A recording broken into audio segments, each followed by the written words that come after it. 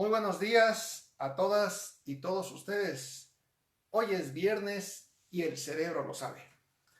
Tenemos hoy el gusto de compartir el tema de seguridad pública y política criminal. Es uno de los que nos habían estado solicitando en días previos y por supuesto que hemos atendido cada uno de sus atentos saludos, sugerencias, observaciones y también sus críticas.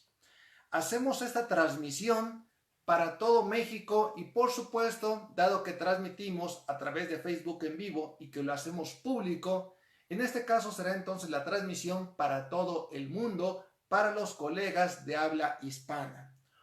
Hoy, con un particular saludo a los colegas, a los amigos de la licenciatura en Seguridad Pública de la Universidad de Quintana Roo. Me alegra mucho que hoy tengamos la oportunidad de intercambiar conocimientos, de compartir experiencias y justamente de ver qué podemos abonar desde las ciencias sociales a la construcción colectiva de la paz. Como siempre, estaré atento a leer sus comentarios, sus preguntas y también, en caso de que nos manden algún saludo, como siempre solicitándoles que nos indiquen de qué estado, de qué país o en este caso de qué universidad nos están acompañando. Pues bien, el tema de seguridad pública y política criminal tiene que llevar un primer elemento jurídico, pero inmediatamente trasladarlo a la materia de las políticas públicas, porque de esto se trata no solamente de realizar una disquisición teórica, un análisis pormenorizado conceptual, sino particularmente ver qué podemos hacer los diferentes colegas desde diferentes campos de acción para lograr eso, la paz. Hoy, sin lugar a dudas, en todo el mundo tenemos una situación extraordinaria, motivo de la pandemia. Pero si ustedes se han fijado en las estadísticas, la delincuencia organizada sigue operando. Y lamentablemente también en los hogares la violencia familiar no solamente se ha mantenido, sino que se incrementó.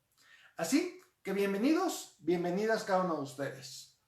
Quiero iniciar, como en otras ocasiones, haciéndole la recomendación de 3 textos que seguramente les podrán dar ideas, complementar las cuestiones que ustedes ya conocen y que conjuntamente con otros materiales que también les iremos recomendando durante la transmisión, creo que podemos desarrollar una mejor estrategia de análisis y eventualmente de intervención.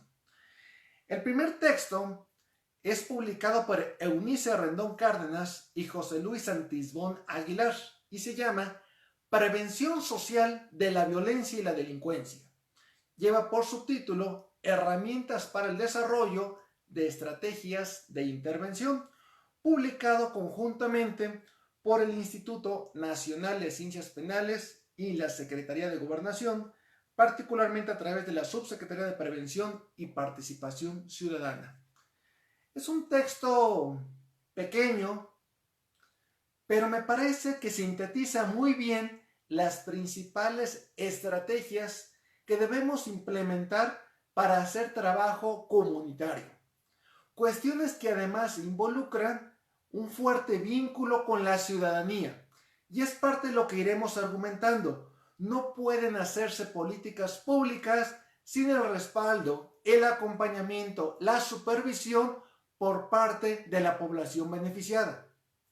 En casos particulares, por cuestiones de la misma seguridad de la ciudadanía, quizás no se van a poder involucrar, pero eso se tendrá que ir determinando caso por caso.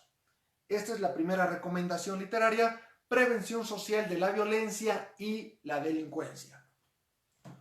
Un segundo texto es coordinado por César Oliveira de Barros Leal, publicado también por el Instituto Nacional de Ciencias Penales, el INACIPE, y lleva por título Violencia, Política Criminal y Seguridad Pública. Ven que justamente estos temas son lo que hoy nos convoca y que no podemos trabajar un tema como el de la seguridad pública sin anclarlo inmediatamente con el de la política criminal o en su caso criminológica, como también haremos la acotación un momento más adelante. es un segundo texto que me parece que tiene bases sólidas y derivado de que es una coordinación, un trabajo colectivo, seguramente podremos encontrar textos acorde con nuestras necesidades intelectuales. Y la tercera obra es igualmente un documento importante escrito por Irving Waller que se llama Menos represión, más seguridad. Y lleva igualmente como subtítulo Verdades y mentiras acerca de la lucha contra la delincuencia. Lo publica el Instituto Nacional de Ciencias Penales en conjunto con el Instituto Latinoamericano de las Naciones Unidas para la Prevención del Delito y el Tratamiento del Delincuente, conocido como ILANUD. Este texto, que también nos permite analizar científicamente cuáles son los pros, los contras, o diríamos hoy las áreas de oportunidad de las diferentes políticas públicas que se han desarrollado en varios países justamente para prevenir, atender y quizás en algunos casos enfrentar directamente el problema de la delincuencia, de la inseguridad y de la violencia. Son estos tres textos justamente con los cuales iniciamos y comienzo dándoles un muy cordial saludo a la gente que ya nos está acompañando en este momento, a quienes ya están compartiendo la transmisión.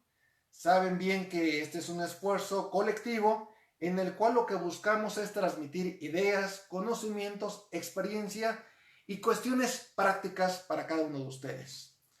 Saludos a los colegas que ya nos están mandando algún comentario: Daphnis Bello, Betty Rosales, Geral Páramo, Guillermina Mojica, que en este caso nos especifica que nos saluda desde la Universidad Latina Campus Sur. Gracias a cada uno de ustedes. A la criminóloga Cora Telles desde Ixmiquilpan, Hidalgo. Al maestro Álvaro Segovia, también de Puebla. Cristóbal Sandoval de Baja California. Y nos dice Álvaro Segovia, bonita playera. Por supuesto, colega, es del Consorcio Secarsos, en el cual tenemos una estrecha amistad y lazos de colaboración científica. Leonardo Amayer nos señala: para la implementación de prevención del delito, ¿qué se debe implementar? ¿Políticas públicas o políticas criminológicas? Las dos cosas. Lo que sucede es que están en diferente momento. Políticas públicas es un concepto más amplio, que tiene que ver no únicamente con la prevención del delito y de la violencia. Políticas públicas implica un conjunto de acciones estratégicas, transversales y muchas veces transeccionales que se implementan para beneficio general de la población. Así tendríamos materias educativas, de salud, etc. Dentro de ese campo amplio de las políticas públicas, se van a desprender elementos teóricos, científicos, principalmente desarrollados desde la ciencia criminológica, y se va a llamar entonces política criminológica. Parte de estas propuestas se van a implementar en la realidad, otras no, pero la parte que sí se implemente, ya sea por una decisión derivada desde la ciencia y la academia, o por una cuestión netamente política, pero que sí se está implementando, lo vamos a llamar política criminal. Por eso cuando preguntas cuál de las dos, y en este caso cuál de las tres es la que se debe implementar, todas, en diferente momento, en diferente contexto, pero diríamos, la cuestión de la prevención de la inseguridad, la prevención de la violencia y en general de las conductas antisociales abarca las políticas públicas, pero las desborda. Incluye la política criminológica y la política criminal, pero lo desborda, porque es una cuestión en la cual ciudadanía y los diferentes gobiernos nos debemos involucrar, y también el sector académico. Por eso no es la disyuntiva de si es una opción o la otra, debemos incorporar ambas. Paco Calderón, saludos. Soy estudiante de la licenciatura en Seguridad Pública y Ciencias Forenses de la Universidad Michoacana. Tema de suma importancia. Gracias, saludos a los colegas de la Universidad Michoacana de San Nicolás de Hidalgo, igualmente una de las de mayor trascendencia en nuestro país y con un largo camino histórico. Karina Salazar ya nos manda los primeros saludos, muchas gracias, y también los que paulatinamente se van incorporando, gracias. Hablar de seguridad pública implica un primer acercamiento que es desde la Constitución Política de los Estados Unidos Mexicanos. Como otras ocasiones, comentamos la referencia jurídica para que ustedes, acabando esta transmisión, se acerquen al texto, lo descarguen y lo analicen con todo detalle. Nosotros, en este intercambio de conocimientos, no buscamos darle una lectura puntual. Por el contrario, queremos invitarles a ustedes a que lo hagan con calma.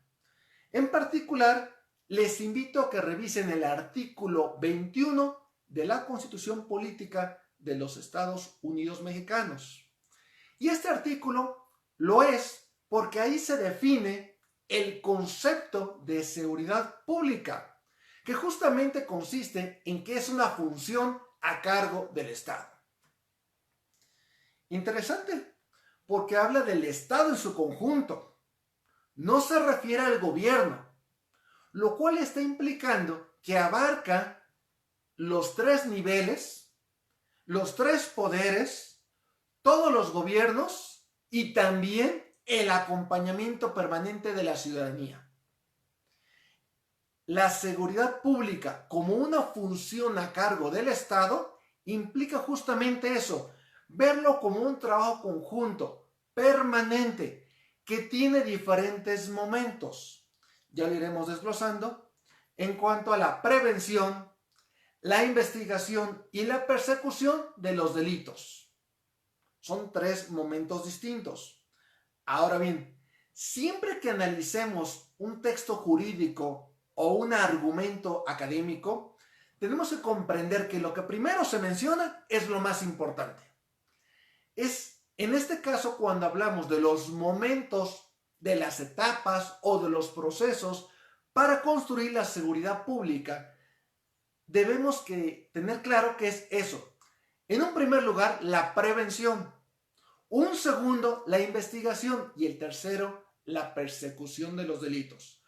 Por lo tanto, cuando estemos comenzando a trabajar esto, enfoquémonos en la prevención. Si esto vemos que no es suficiente, paulatinamente le iremos dando peso a los otros dos, investigación y persecución de delitos. Por supuesto, sin no olvidar que el cuarto elemento es la sanción de las infracciones administrativas. Heidi Romero nos manda saludos desde Guatemala. Muchas gracias. Ya habíamos tenido contacto con colegas de otros países, particularmente de Puerto Rico, de España, de Colombia también nos han escrito, pero en este caso nos da un enorme gusto que colegas de Guatemala también se estén sumando.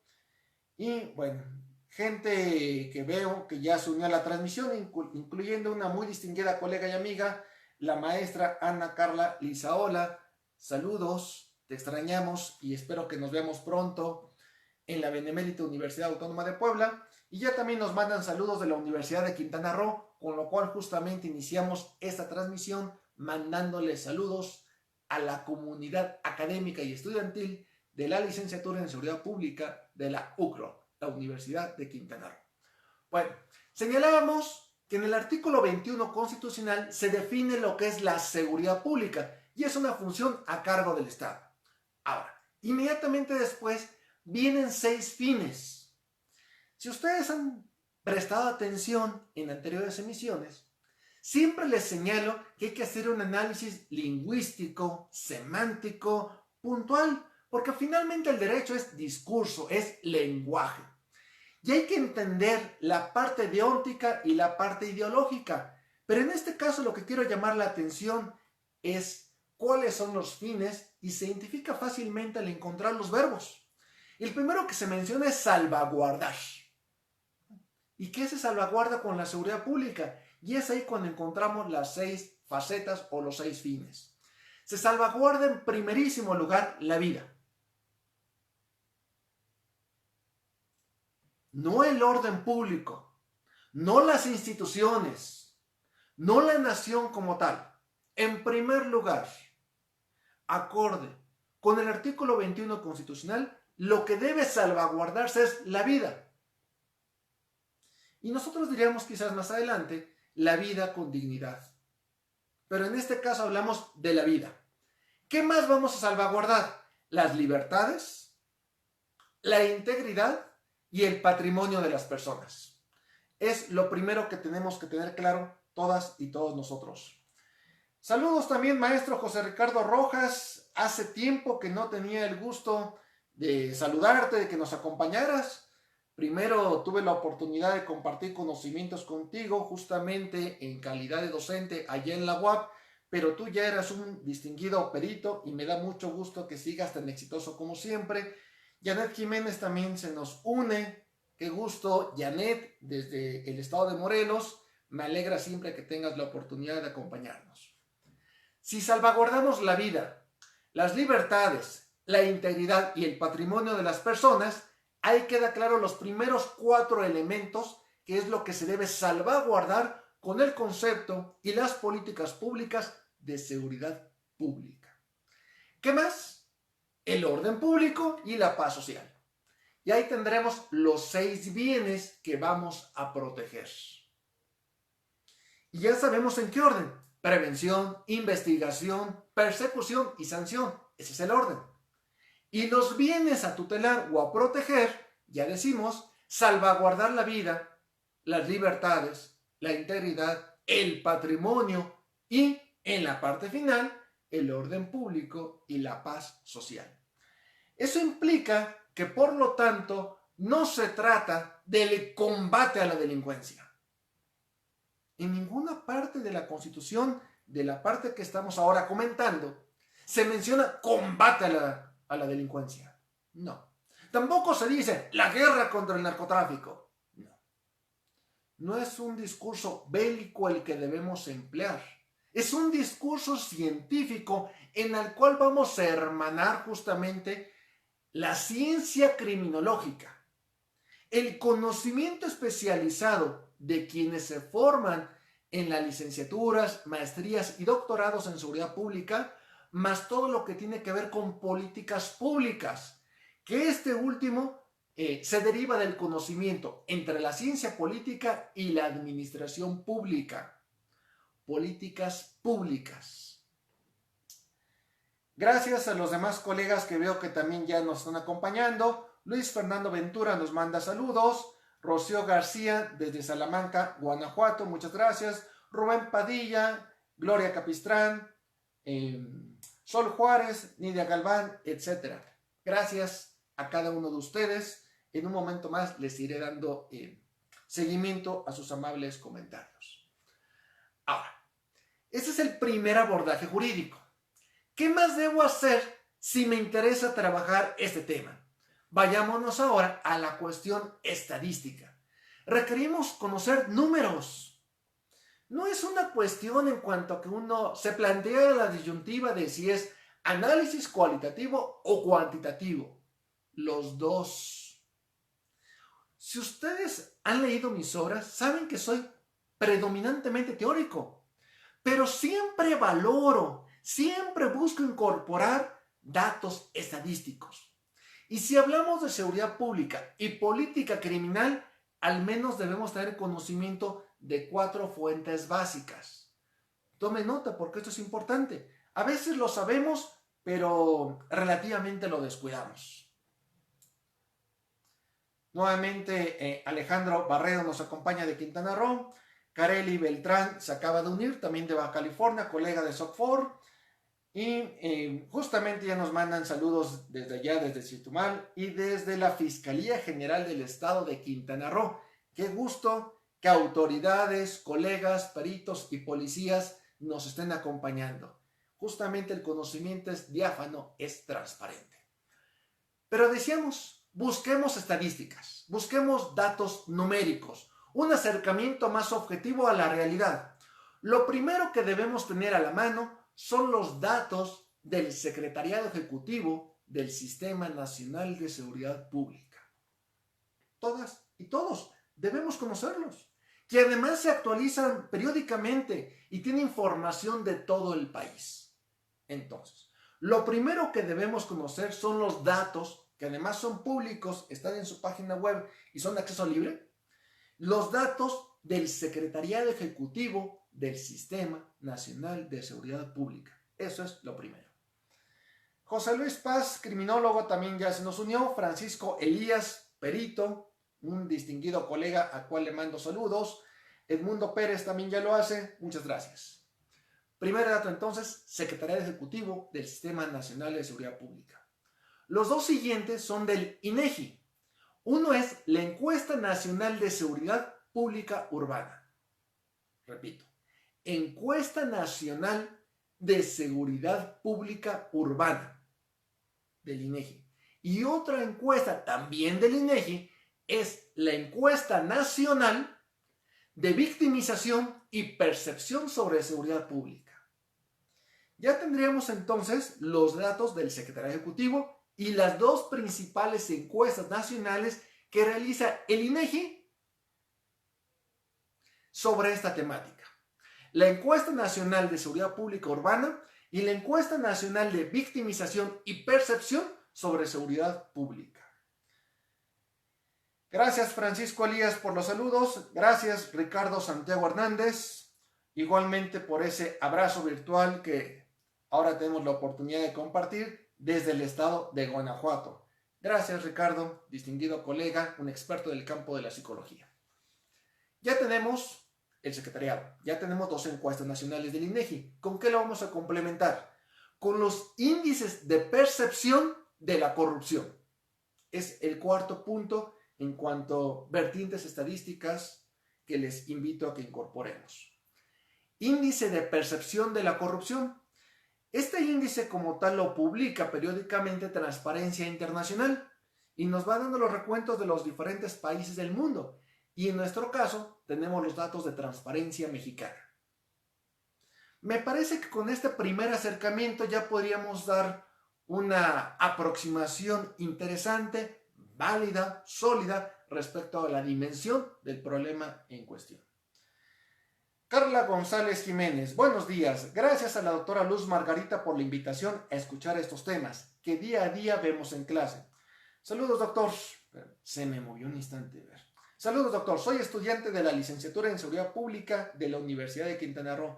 Saludos, Carla. Gracias a ti por acompañarnos. Saludos a la doctora Luz Margarita y a todos los colegas de esta casa de estudios que ya he tenido oportunidad de visitar en varias ocasiones. Chetumal, por supuesto que me encanta, ya lo he mencionado en otra transmisión. De Chetumal hay muchas cosas divinas, pero me quedo con los machacados, que para mí son una delicia. Y para quienes no conozcan, los machacados son unos raspados con fruta que allá preparan muy rico. Ana Ponce nos manda saludos también desde Puebla.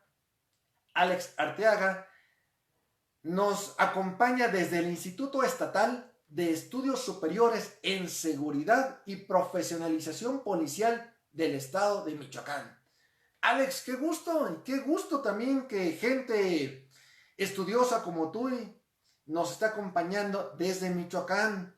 Felipe Fuentes nos indica, yo participé en ENVIPE 2019.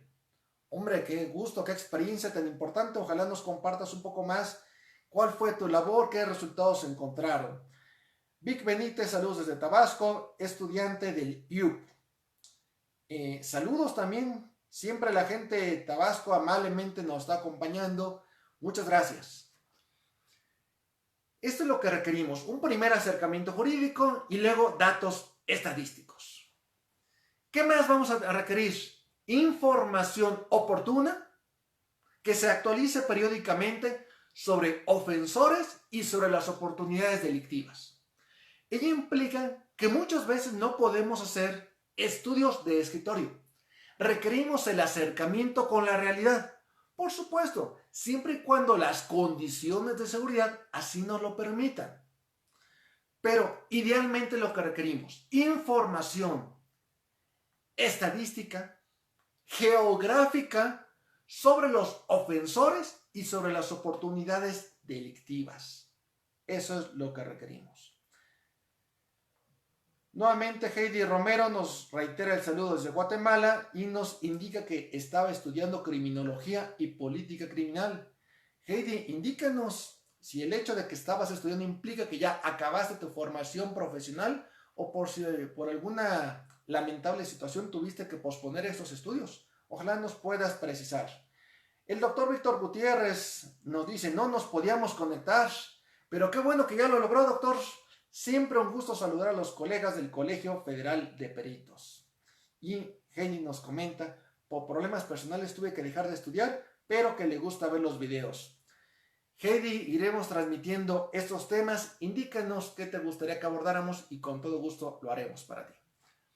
Dentro de esta información de ofensores y oportunidades delictivas, son 4 puntos los que quiero señalarles a ustedes que los incorporen. Primero, los análisis espaciales. Análisis espaciales. Van a iniciar con lo cartográfico, pero van a continuar con lo geográfico. Y esto a veces cuesta trabajo. En primer lugar, porque es muy común que en las universidades no nos den clases ni de estadística, ni de cartografía, ni de geografía delictiva. A veces sí hemos visto que en los planes de estudio incluyen la asignatura de estadística, descriptiva e inferencial, pero no es una estadística aplicada a cuestiones de seguridad pública. Nos enseñan únicamente cómo sacar el promedio, la mediana, la desviación estándar, pero no me enseñan cómo leer, cómo hacer estadística delictiva. Ese es un error grave de los directivos y de los cuerpos de docentes. Entonces decíamos, requerimos en primer lugar análisis espacial que vaya de lo cartográfico, o sea, la elaboración de los mapas, a lo geográfico. Incluye los dos elementos, cartográfico y geográfico para el análisis espacial. Segundo, datos estadísticos que ya señalábamos. Tercero, investigación documental. Y cuarto, estudios situacionales. Son 4 puntos. Análisis espacial, estudios estadísticos, elementos documentales y cuarto, investigación de campo situacional. María José Díaz, saludos desde Puebla. Muchas gracias. Jonathan Sánchez acaba de unir, colega también de criminología. Alf Santiago nos manda saludos desde Boston. ¡Qué gusto! ¡Qué gusto que más lugares con muy distinguidos colegas se vayan sumando! Gracias a cada uno de ustedes. Si no logramos todo esto, ¿qué sí vamos a tener? Fracasos permanentes. Incremento de la violencia, incremento y fortalecimiento de la delincuencia común y organizada. Y eso es visible no solamente por la percepción social del miedo, sino también porque iremos dándonos cuenta que en diferentes regiones, sobre todo en las partes más pobres y abandonadas de cada país, se van a ir dando grupos que se van a autodenominar autodefensa civil armada o policías comunitarias. Tomemos nota. Autodefensa civil armada y policías comunitarias. Además de lo que ya conocemos en las colonias, que se presentan pancartas donde amenazan a la delincuencia que en caso de atraparlos los van a linchar. Y sabemos que no es una simple amenaza, sino que lo hacen. Y hemos visto cómo en Michoacán, en Guerrero, niñas, niños y adolescentes aparecen en los medios de comunicación armados, formando parte de estas policías comunitarias en lugar de jugar, estudiar, prepararse, cultivarse en el arte o tantas cosas que idealmente debieran tener acceso. Felipe Fuentes muy amablemente atiende la petición que le acabo de hacer y nos comenta: El trabajo de campo es una labor que nos permite conocer parámetros, indicadores, y en ello podríamos incidir los criminólogos, especialmente en las encuestas de victimización y percepción sobre seguridad pública, aunque nos señala que tienen un sesgo de lo que quiere el Estado.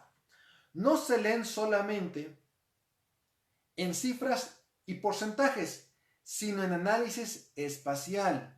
Y olvidar un poco los deciles, sino en investigación y aplicación situacional. No todos los censados o municipios tienen el mismo problema. ¿Correcto? Lo señalas muy bien. Primero el análisis estadístico. Inmediatamente la interpretación, la lectura, la problematización desde el campo de lo geoespacial. Eso es lo que requerimos, y bien señalas que no podemos aplicar las mismas políticas en todo el país porque tenemos problemas diferentes. Antonio López, de lo cartográfico a lo geográfico. Luego quizás creo que hubo un problema ahí en un error de dedo. Dice Consuelo la base, no entiendo claramente lo que nos señalas, Antonio, pero me salta esa línea y dice, concuerdo, quizás sea lo que nos indicas. Concuerdo, la base para la realización de políticas públicas, en especial para la prevención social del delito y la violencia, ubicar las zonas de conflicto o los focos rojos. La mayor parte de esas zonas son colonias marginadas. Efectivamente hay que analizar lo que son las zonas criminógenas y las zonas victimógenas. Son dos cuestiones distintas. Hay que conocer también las zonas de origen, de tránsito y destino, tanto de las víctimas como de los ofensores. Hay una movilidad muy interesante. Y bien sabemos que cuando en un municipio, una colonia, un estado se hacen bien las cosas, la delincuencia tiende a desplazarse. Memo Sayavedra nos indica, un gusto poder ver sus 43 minutos de conocimiento.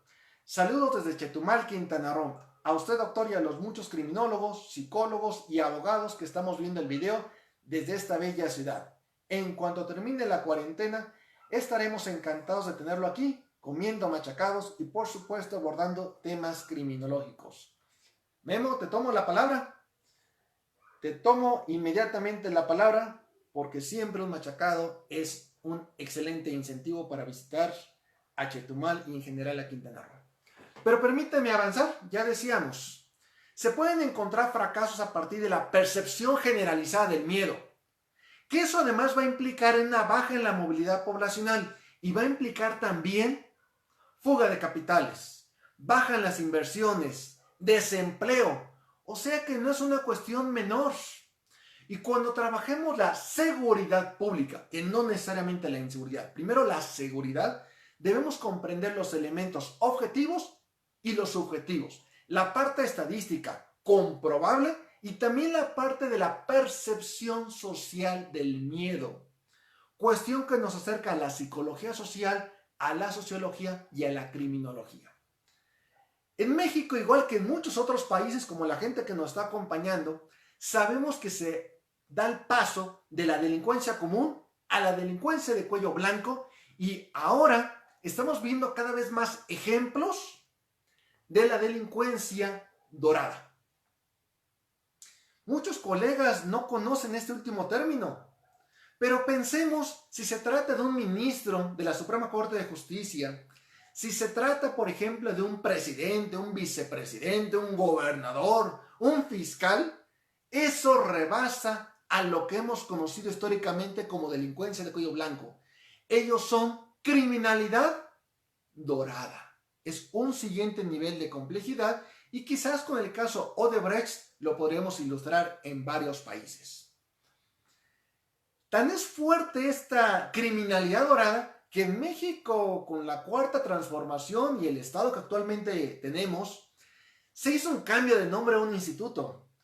Cambio sui generis, polémico, pero que en este caso me permite ilustrar muy bien lo que quiero decir en cuanto a la transición de la delincuencia de cuello blanco a la criminalidad dorada. Y es que el Instituto de Administración de Bienes y Activos, como se llamó mucho tiempo, cambió de nombre y hoy se llama, y vean nada más la claridad y quizás lo polémico del nombre, Pero vean cómo se define actualmente. Hoy se llama Instituto para devolver al pueblo lo robado. Cuestión del gobierno federal. Sé que tiene una lectura política, no somos ignorantes al respecto, pero sin embargo va a pasar para la historia.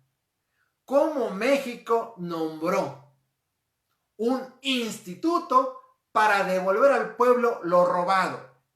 ¿Y quiénes lo roban? No solamente la delincuencia organizada que ya conocemos, sino la delincuencia organizada que también está inscrita dentro de las estructuras de poder de los propios gobiernos. Interesante sin lugar a dudas.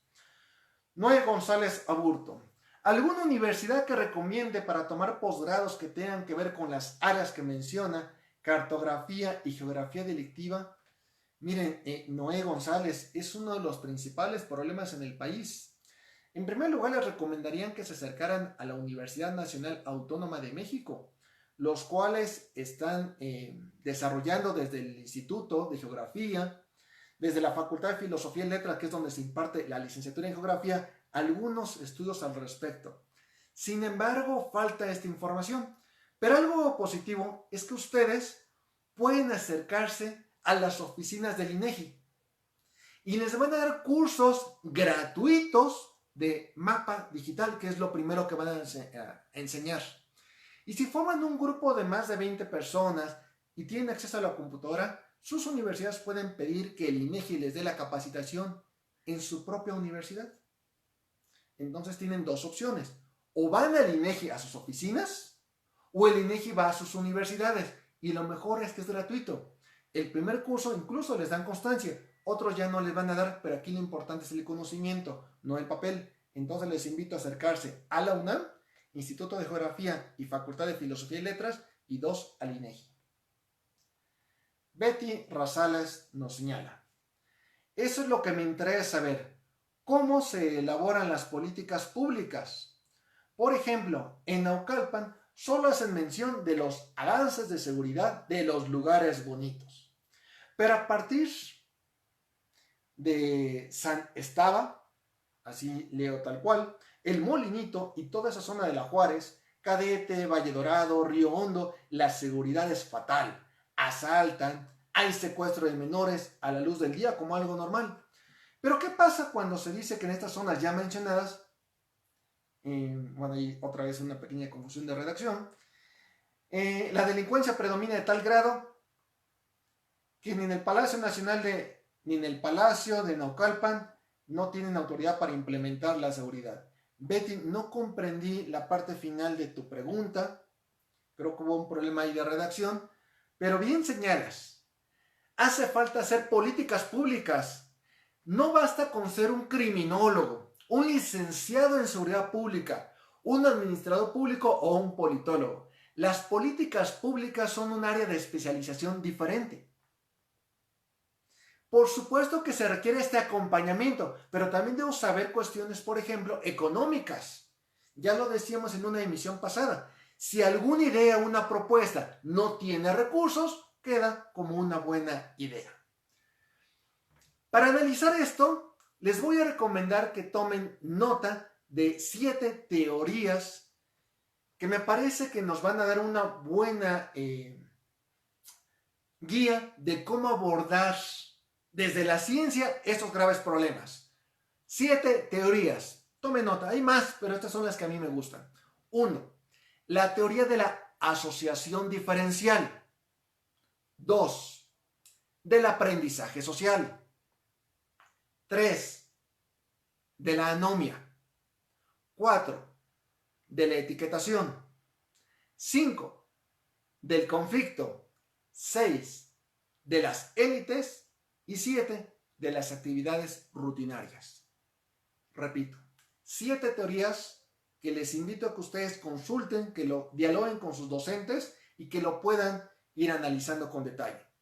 Asociación diferencial, aprendizaje social, anomia, etiquetación, teoría del conflicto, de las élites y teoría de las actividades rutinarias. 7 abordajes teóricos. Roma Cordero, saludos desde Petén, Guatemala. Gracias por las magistrales cátedras. Gracias, Roma Cordero, al contrario a ti. Muchas gracias, que igualmente más colegas de Guatemala se suben. Me da un enorme gusto. Saludos desde Stephen González, desde Michoacán, desde el área jurídica de la Secretaría de Educación. Muchas gracias. Qué gusto que áreas educativas también se sumen. Y qué gusto que mi querida colega, la maestra Loida González, ya también se nos unió. Ya hemos visto un primer acercamiento jurídico. Ya vimos 7 teorías. Vimos 4 elementos estadísticos que tenemos que tomar en cuenta. Ya vimos también cuáles son los principales bienes jurídicos que hay que proteger. Y ya señalamos 4 elementos de cómo analizar la información de los ofensores y de las oportunidades delictivas. Pero otra vez el tiempo nos está ganando y no quiero llegar a la parte final sin darles propuestas. Voy a nombrar rápidamente 13 propuestas de cómo ir logrando disminuir la incidencia delictiva en nuestro país.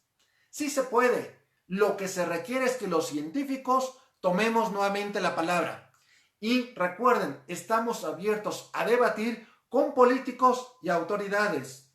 Cuando gusten, el debate siempre es bienvenido. Primer propuesta, análisis geoestadísticos.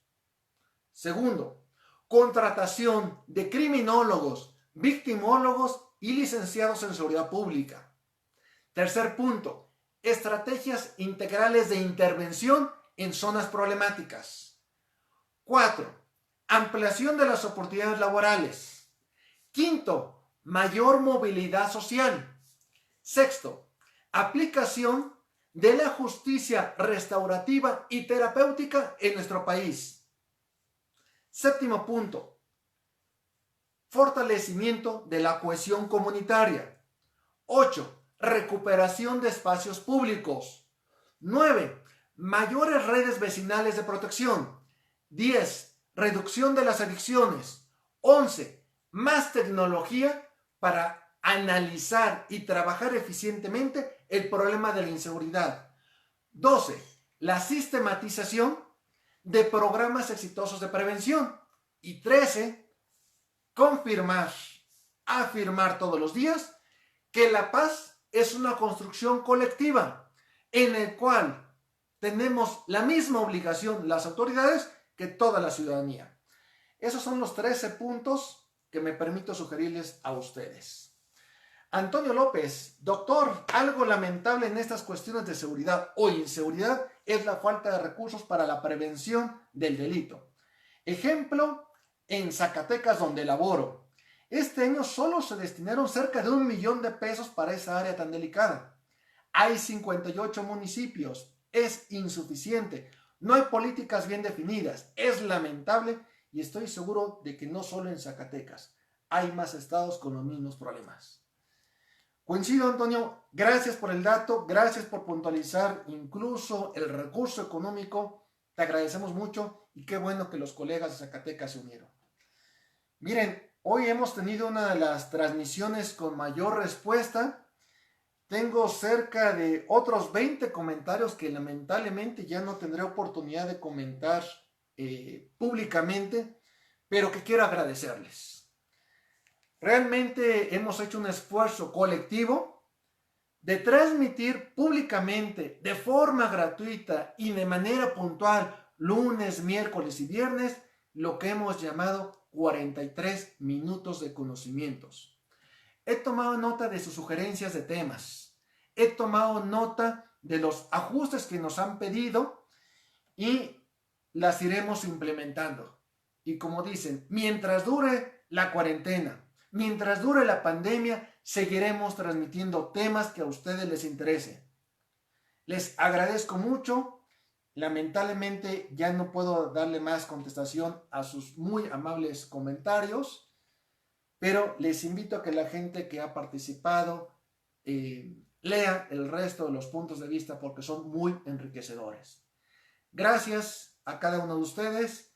Gracias en particular hoy a la gente que nos acompañó de la Universidad de Quintana Roo. Gracias a todos los colegas y espero que mis estudiantes de la UAP participen más. Inicialmente lo creamos esto para ustedes, así que les invito a que participen mucho más. Soy el doctor Eric Gómez Tagle López. Transmití 43 minutos de conocimientos desde Puebla Capital, desde el hermano país de México. Muchas gracias y excelente día.